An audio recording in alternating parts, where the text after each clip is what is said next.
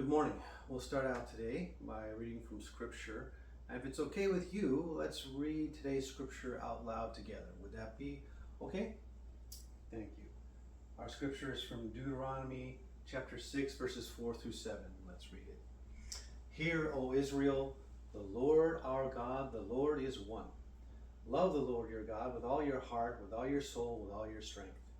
These commandments that I give you today are to be on your hearts. Impress them on your children. Talk about them when you sit at home and when you walk along the road, when you lie down and when you get up. Thank you. I'll start out today with a story from my personal experience. I grew up in upstate New York in a community that was kind of like a Christian bubble. It is a community centered around a Christian college and a large church associated with the college. My parents both worked at that college and we attended that church. I went to public school, but most of my friends were from the church. And for my parents, almost their entire social network was the church and the college. And our home, like all homes in that community, was one where people just stopped by unannounced to talk, laugh, share life together. Our home was very close to the church, only a block away from the church. This is Google Maps street view of the house where I grew up in. Boom, there's the church. You could literally see the church from our front yard. And we spent a lot of time at that church. Of course, we went every Sunday morning. Missing church really was not a thing for us. We also went Wednesday night and Sunday night. There was a service on Sunday nights. And by the way, Sunday mornings, Sunday school and main church were two separate things. So kids stayed through the whole main service.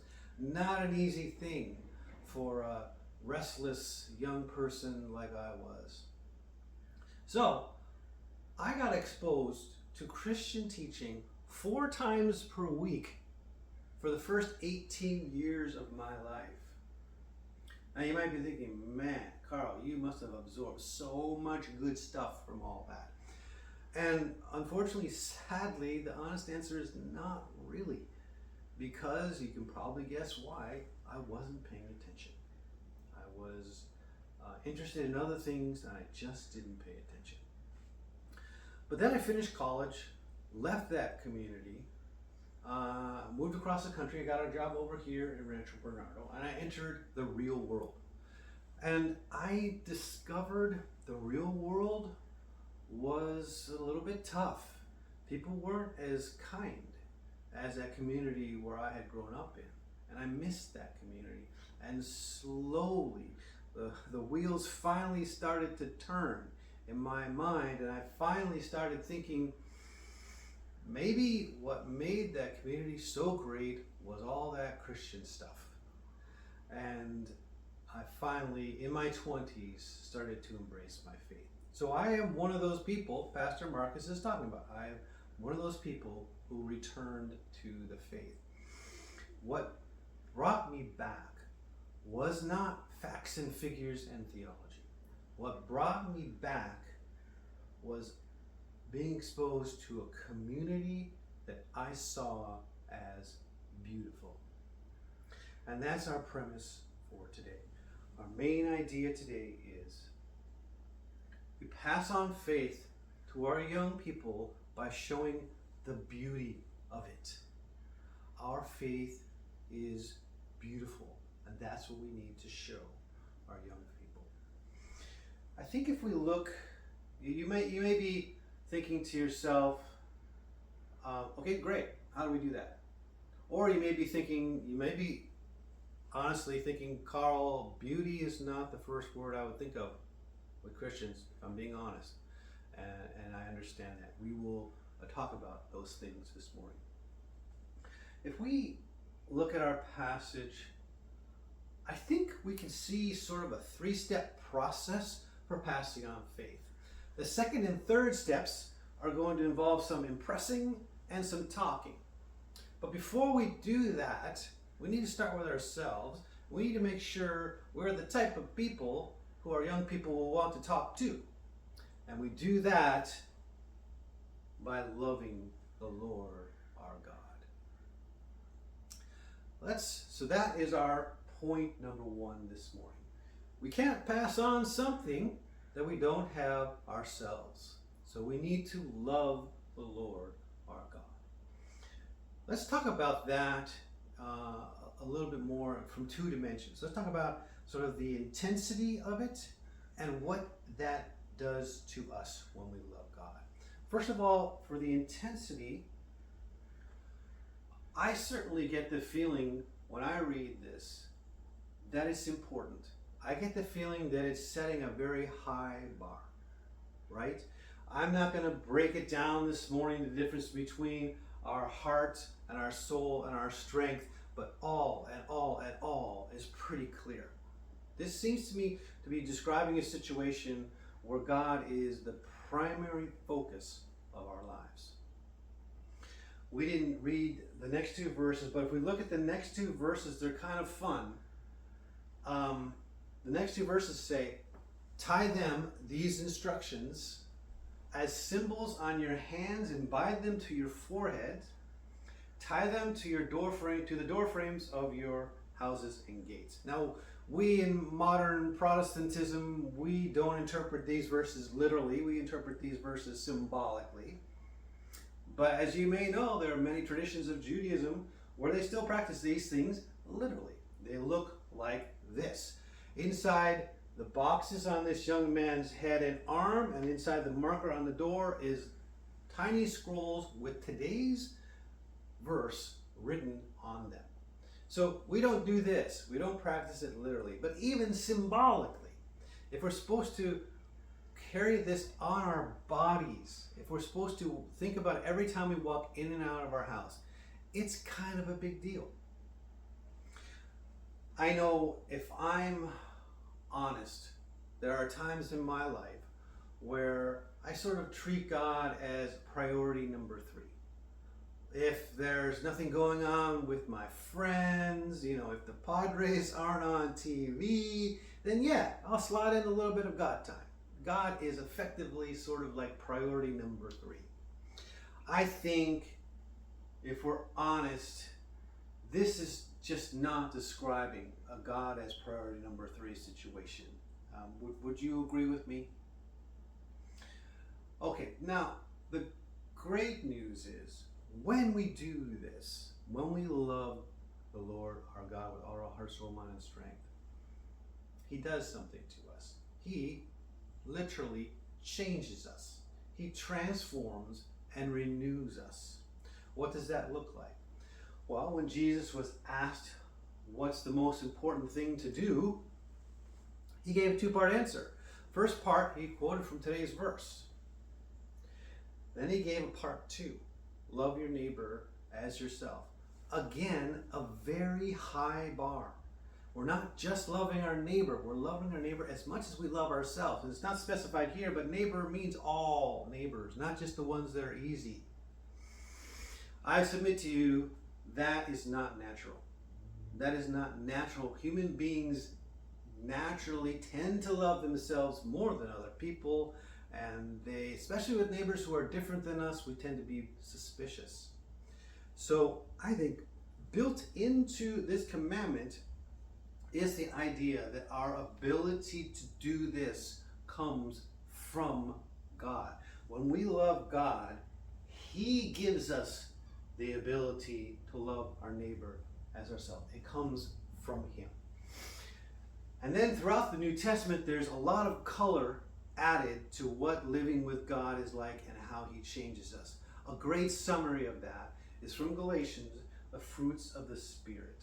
When we love God and walk with God, He creates in us a set of characteristics. Those characteristics are love, joy, peace, forbearance, kindness, goodness, faithfulness, gentleness, and self-control. Again, a very high bar. Again, not things that come naturally. These are not things that we do. I don't wake up in the morning and say, I'm going to be particularly gentle today. These are things God does in us. So when we love God, He creates and He drives us toward this. Not immediately, not instantaneously, not perfectly, but we become more and more like this. This is what our faith looks like. This is what Christianity looks like, and this is beautiful. This is sticky. If we can show this to our young people, it will be something they will want to retain. Now, we need to be grounded in reality, and we need to remember that when our young people leave us and enter the world, they're going to encounter a view of Christianity starkly different, almost exactly the opposite of this, right? They're going to encounter a view, and pardon me for speaking so bluntly, they're going to encounter a view where people think Christians are dumb or jerks. Again, I'm sorry for speaking so bluntly, but that is a reality. Many people think that about Christians. As Pastor Marcus has said, we don't live in an age of Christendom anymore, where Christians are trusted and respected. Many people have a very negative view. In researching a book called You Found Me, Rick Richardson surveyed people who don't go to church, and when asked what behaviors could Christians do to make them more receptive, the number one answer they gave was treating people better. Almost 1/3 of unchurched people think Christians treat people badly. That's heartbreaking. That was really surprising for me when I read that. Do I think that view is fair? On one hand, no. I know many Christians, and they're smart and kind. But on the other hand, we have to be honest and admit that a portion of this wound is self-inflicted. The church has been there at times anti-intellectual and anti-science throughout history and now. That's something that was well documented by a famous book called The Scandal of the Evangelical Mind by Mark Knoll. And Christians can come across as mean-spirited, especially when we assume that taking stances on views is more important than this. I'm not saying we don't take stances on views. It's really important to take stances on views in a loving way. But if we assume that taking a stance on a view is more important than loving our neighbor, we are literally disobeying Jesus. And by the way, I do not mean to imply that we do that here at this church. Quite the opposite. One of the things that attracted me to this church is the fact that we don't do that. But the point is, our young people are going to be exposed to a very negative view of Christianity. How do we counter that? We show them true, authentic Christianity, and we show them something beautiful. Okay, so now let's move on to our second and third steps. With impressing them on their children, I see sort of a two-pronged approach here. With impressing them on your children, that seems to be about formal instruction, teaching them about our faith.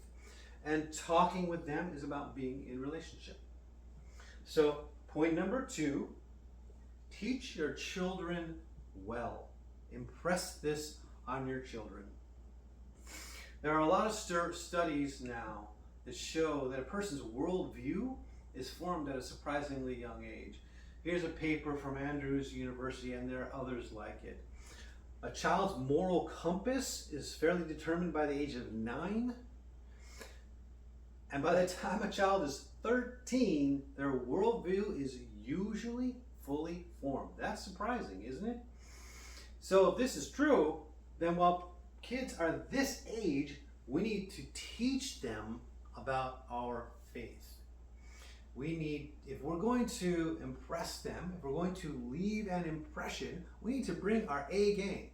We need to find ways to engage them, all of them, all the different types of personalities and types of learners, even the short attention span kids like I was.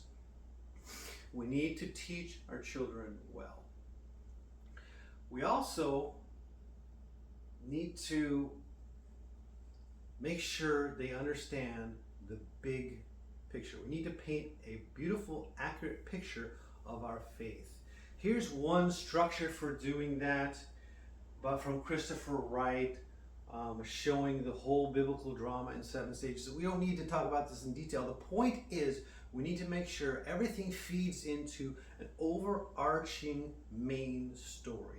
Telling the specific stories is important. That kids learning Noah's Ark, David and Goliath is super important. But I heard all those stories as a kid, and I actually never really knew how they all fit together.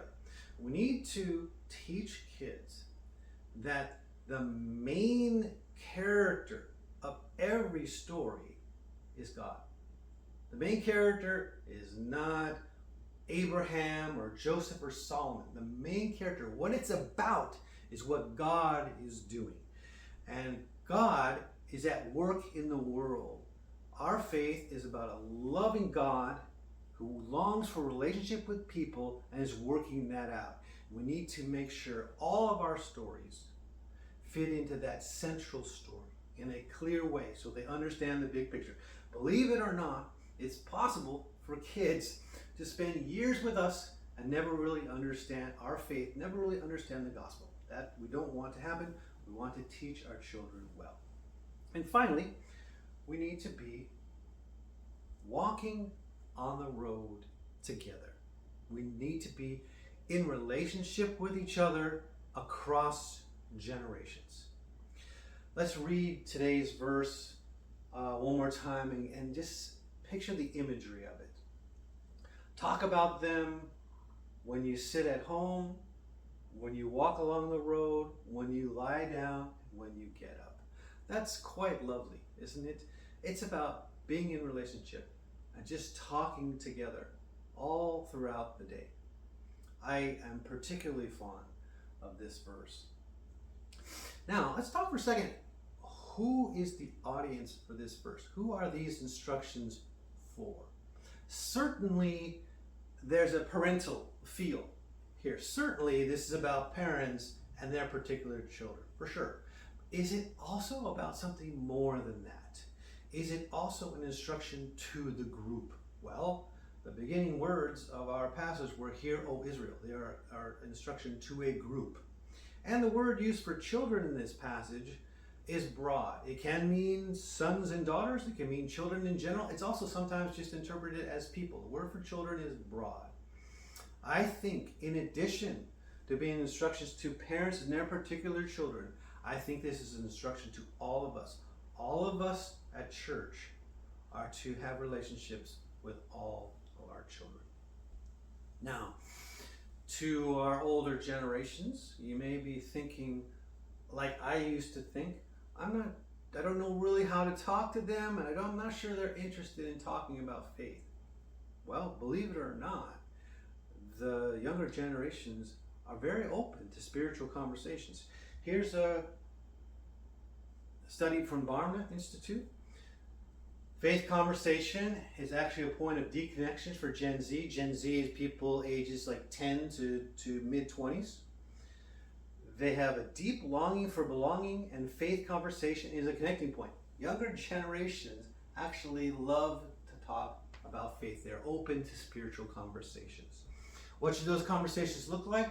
As Pastor Marcus said last week, not a lecture, of course. Nobody likes a lecture. Here's advice from this same study of the Gen Z. 66% say they want to be someone who listens without judgment. 54% say it's important to ask good questions. And is this not true of any generation? Doesn't everyone want to be talked to this way? Doesn't everyone want to be listened to? And developing good questions, while it's really cool to develop specific, probing, in-depth questions, that's great, but it doesn't even have to be that. Here's two real simple things that work well. What do you think? And tell me more about that. Again, we're not lecturing. It's not a sales pitch. These type questions work really well. I don't know a single person who gets tired of being asked what they think. So that's advice to older generation. Now, younger generation, those of you who are younger, please be willing to be in relationship with us old folks.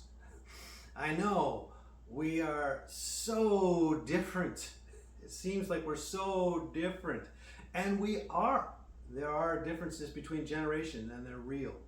But that doesn't mean we can't have great conversations, be in relationship, and walk along the road together. And one more quick note to introverts. Sometimes when we talk about these topics, we seem to imply that everyone needs to be an extrovert. And we come about this far from saying, introverts, come up, we're going to lay hands on you and heal you of your introversion. But no, that's how God made you. And the church is a body of many parts, and every part is essential. There are many ways to communicate beyond talking. Actions speak louder than words. And so introverts, please do not feel pressured or guilt-tripped. I'll finish with a word of encouragement. We've all heard the news about the state of Christianity in North America. Faith is not always sticky. It seems like every week there's some new article about the decline of Christianity. Sometimes you look at these graphs and you think, man, if it continues at that rate by like 2040, there's going to be like 6 Christians left. That can lead to a feeling of hopelessness. And we can be like Chicken Little and think the sky is falling. But if God is in charge, the sky is not falling. And there are still many hopeful signs within this messy situation. One of them, as Pastor Marcus has said throughout this series, even though some kids walk away, many of them return. And they return when they see something good. They return when they see something beautiful. Hey, if you're with us this morning and you're not yet bought into this Christianity thing, but you like to talk or pray together or have coffee, please let me know, or Pastor Marcus or Derek. We would very much love to talk with you. Thank you.